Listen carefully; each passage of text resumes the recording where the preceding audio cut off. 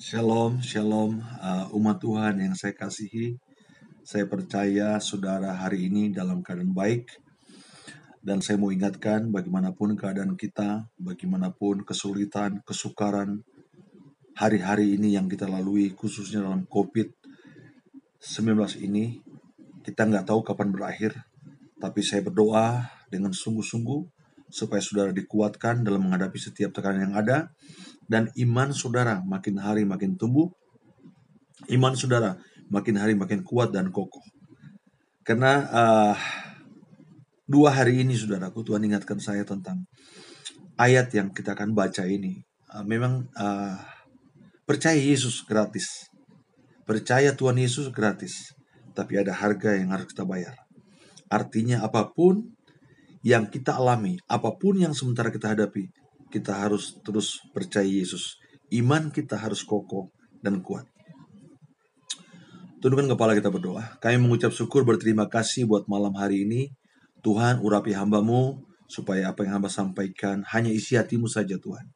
Mengingatkan setiap kami supaya kami harus kokoh, kami harus kuat.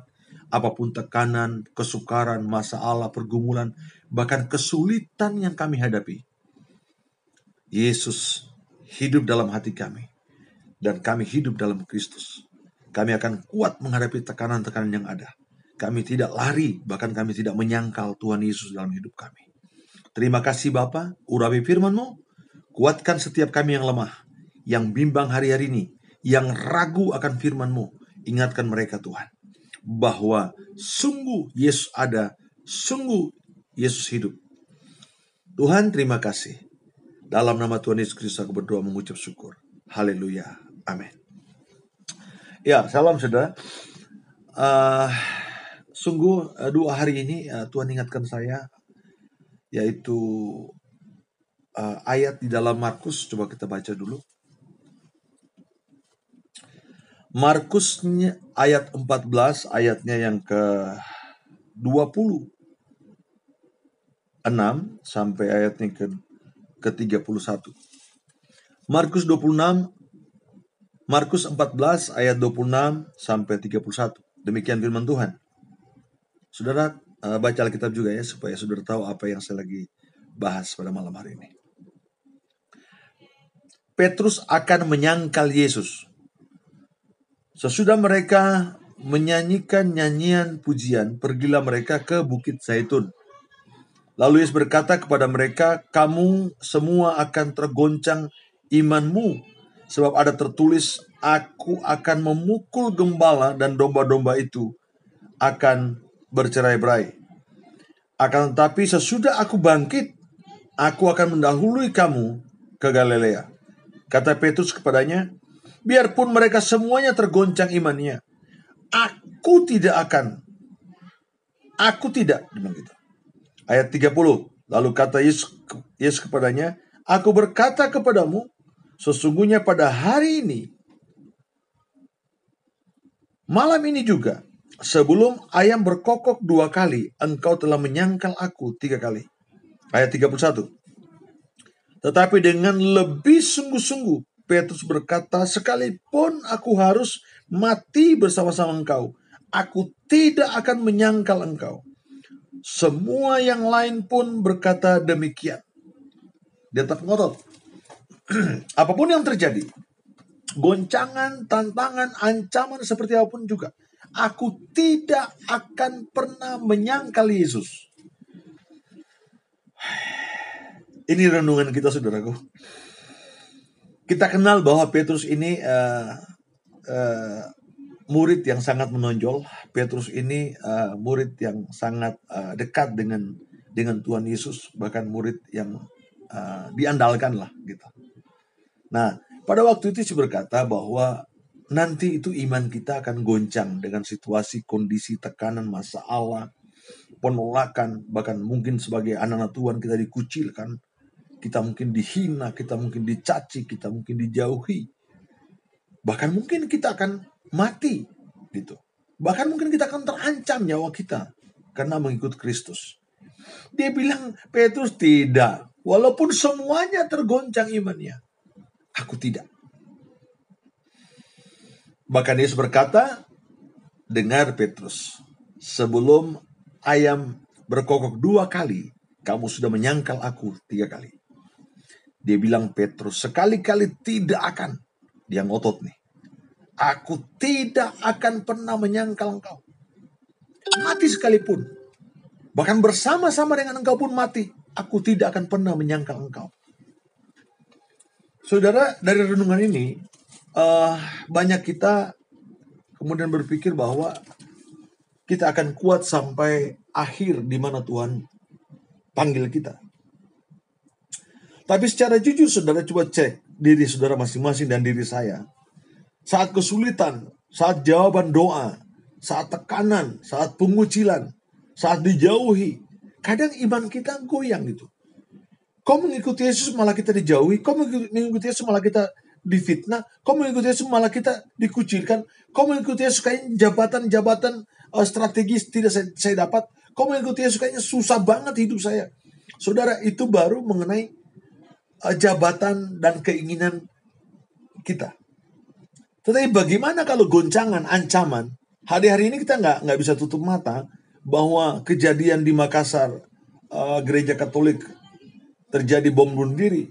Kita nggak bisa pungkiri bahwa ancaman-ancaman ini juga kadang-kadang menggoyahkan, membuat iman sebagian orang mulai takut. Alkitab katakan dia akan cerai-beraikan, dia akan goncang, termasuk gembala-gembala akan bercerai-berai, domba-domba akan bercerai-berai. Nah, pada waktu goncangan-goncangan ada, pergumulan-pergumulan ada dalam hidup kita, menekan kita, kadang kita tidak bisa kuat lagi gitu. Termasuk pada waktu ada permohonan kita untuk kesembuhan, ada permohonan kita buat anak kita, ada permohonan kita buat kebutuhan hidup. Tapi pada waktu belum terpenuhi, kadang kita sebenarnya tanpa disadar, kita bilang udah ragu, udah sanksi sama Tuhan. Walaupun tidak Anda, Pak, saya tetap percaya. Iya, itu kan ucapanmu. Tapi hatimu siapa yang tahu? Nah, dalam renungan ini saya mau katakan kita bahwa belajarlah untuk rendah hati. Pada waktu ada firman mengingatkan kita, pada waktu ada firman menegur kita, pada waktu ada firman menekankan kita bahwa mari kita hanya bergantung kepada Tuhan. Mari kita hanya mengandalkan Tuhan. Tidak ada kekuatan lain yang sempurna, yang absolut di dunia ini selain hanya janji firman Tuhan dalam hidup kita. Petrus sudah tahu bagaimana sih murid yang begitu menonjol di antara murid-murid yang lain. Tapi apa yang terjadi, saudara? Pada waktu Yesus mengingatkan dia bilang, Tuhan, hari ini, bahkan malam ini juga, engkau akan menyangkal aku. Sebelum ayam jantan berkokok 2 kali, kamu sudah menyangkal aku 3 kali. Petrus bilang, enggak. Tapi coba kita lihat. Di dalam Markus 14, masih Markus 14, ayatnya yang ke-66, judul perikopnya aja udah jelas. Judul perikopnya di 14 ayat 26 itu Petrus akan menyangkal Yesus. Berarti pasti. Ayatnya yang ke-66 berkata begini, perikopnya. Petrus menyangkal, tadi akan, sekarang menyangkal. Pada waktu itu Petrus masih ada di halaman. Lalu datanglah seorang hamba perempuan imam besar itu. Dan ketika perempuan itu melihat Petrus sedang berdiam, ia menatap mukanya dan berkata, engkau juga selalu bersama-sama dengan Yesus, orang Nazaret itu. Tetapi ia menyangkalnya dan berkata, aku tidak tahu dan tidak mengerti apa yang engkau maksud. Lalu ia pergi ke serambi muka dan berkokoklah ayam. Ketika hamba perempuan itu melihat Petrus, lalu berkatalah ia pula kepada orang-orang yang ada di situ, orang ini adalah salah seorang dari mereka. Tetapi Petrus menyangkalnya pula.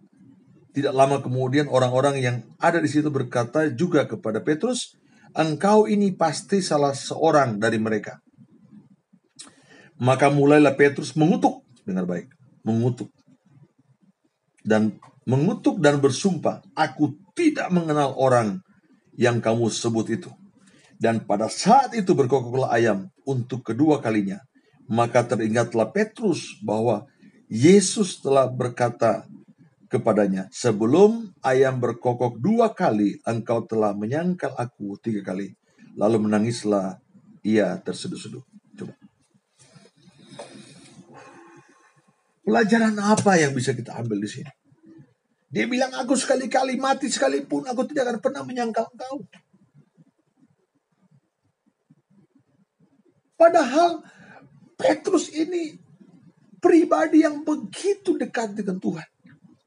Melihat kuasa Tuhan, melihat mujizat Tuhan, melihat hal-hal yang luar biasa yang Tuhan Yesus lakukan masa-masa mereka bersama-sama. Sekarang orang yang begitu dekat bisa menyangkal Yesus. Ini menjadi perenungan saudara dan perenungan saya. Padahal bukan ancaman mati loh. Padahal dia bilang di ayat 31, dia bilang, kalaupun harus mati bersama-sama engkau, kalaupun harus ditangkap bersama-sama dengan engkau, aku tidak pernah menyangkal engkau. Ternyata hanya seorang hamba perempuan, artinya orang yang tidak berkelas.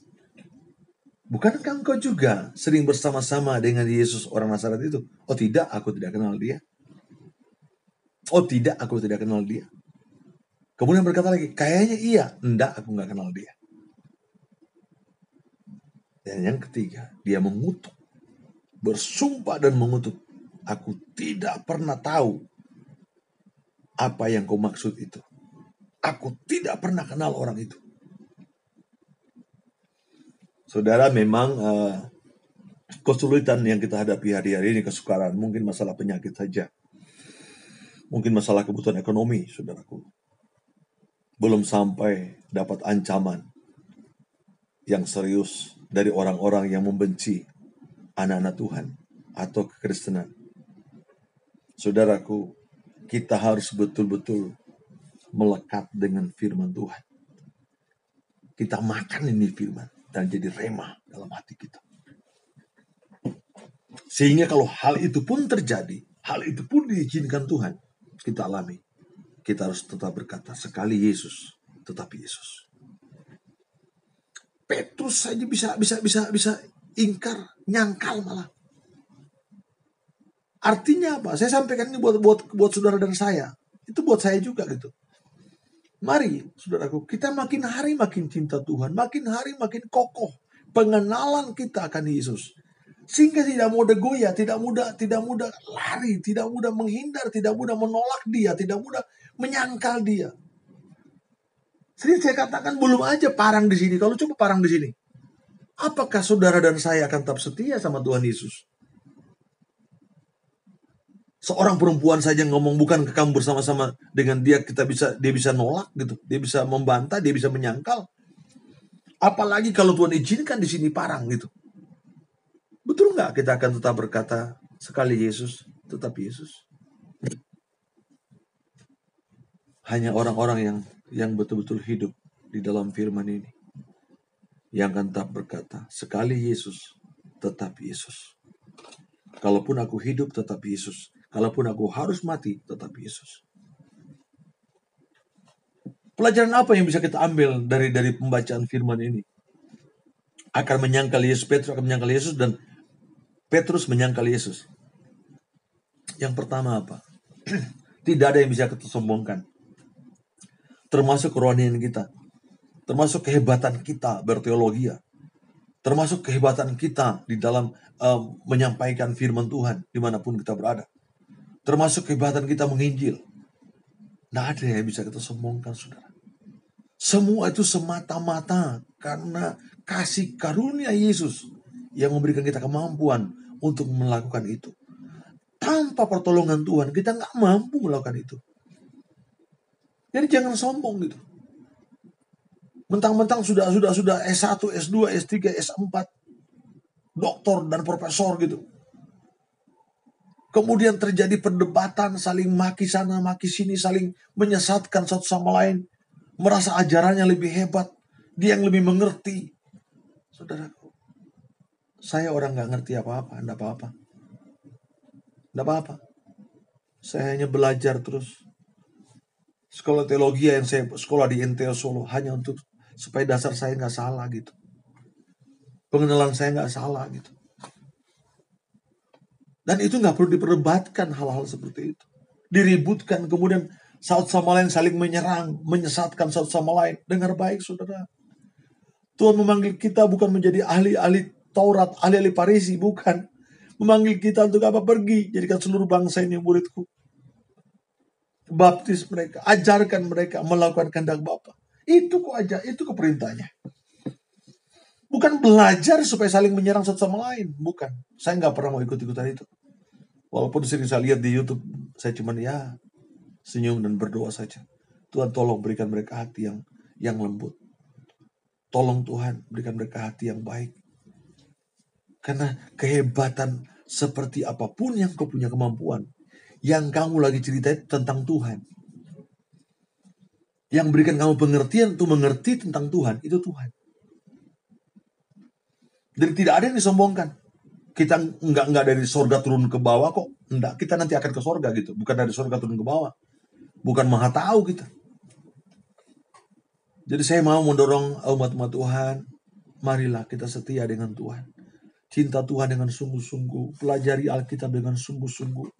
Tidak usah ikut-ikutan dengan perdebatan ini dan itu. Tentang baptisan, tentang Tritunggal dan lain-lain.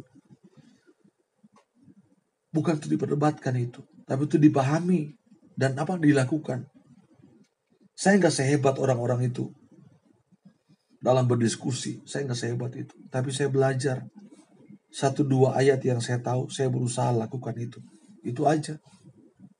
Untuk apa saya tahu banyak tapi saya nggak lakukan.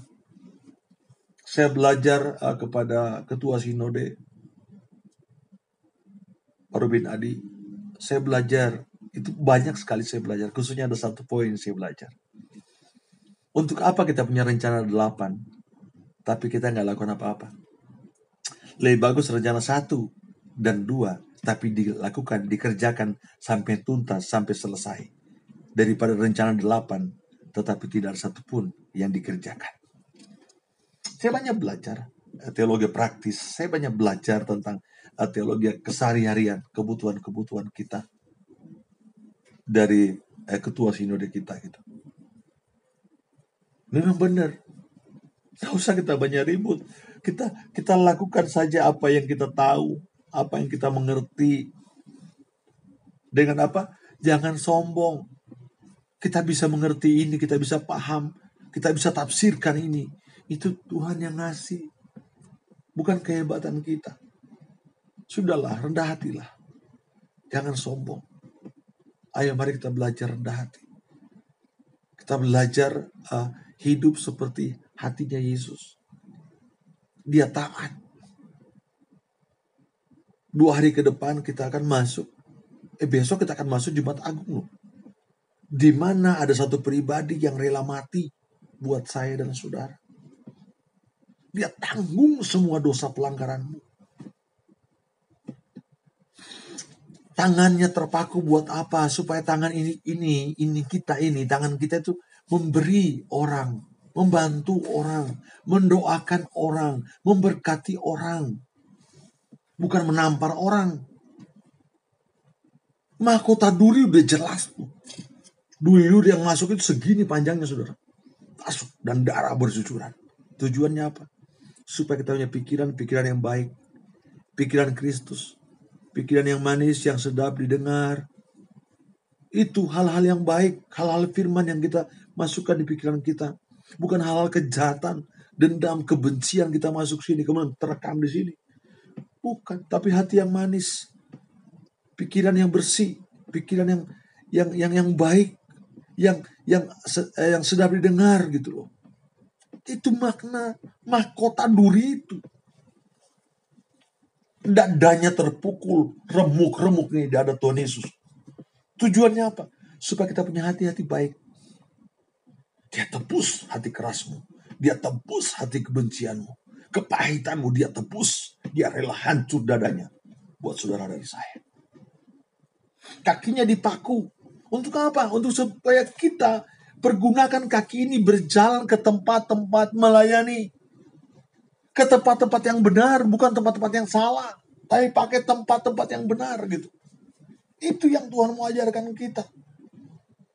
Mahkota duri, cambukan. Alkitab katakan oleh bilur-bilurnya engkau menjadi sembuh. Percaya dengan sungguh. Sudahlah, jangan lagi kita mau ikut-ikutan dengan yang perdebatan A dan B, A dan C. Apa yang sinode sudah katakan, ikutin saja. Kalau saja pemimpin dunia kita harus hormati, kalau saja gembala kita harus hormati, apalagi ketua sinode kita gitu. Apalagi aturan ADART dari sinode. Lakukan saja. Lakukan saja. Toh juga itu dikaji oleh para teolog hebat. Sudahlah, kita lakukan bagian kita saja. Itu apa? Menginjil.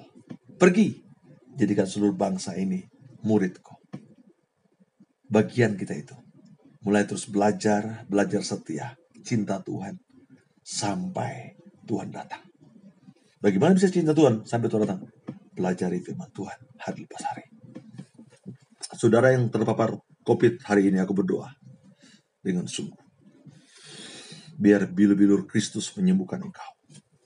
Engkau yang jantung, engkau yang paru-paru, engkau yang telat haid, engkau yang mah, kolesterol, darah tinggi, asam urat. Aku berdoa dalam nama Yesus.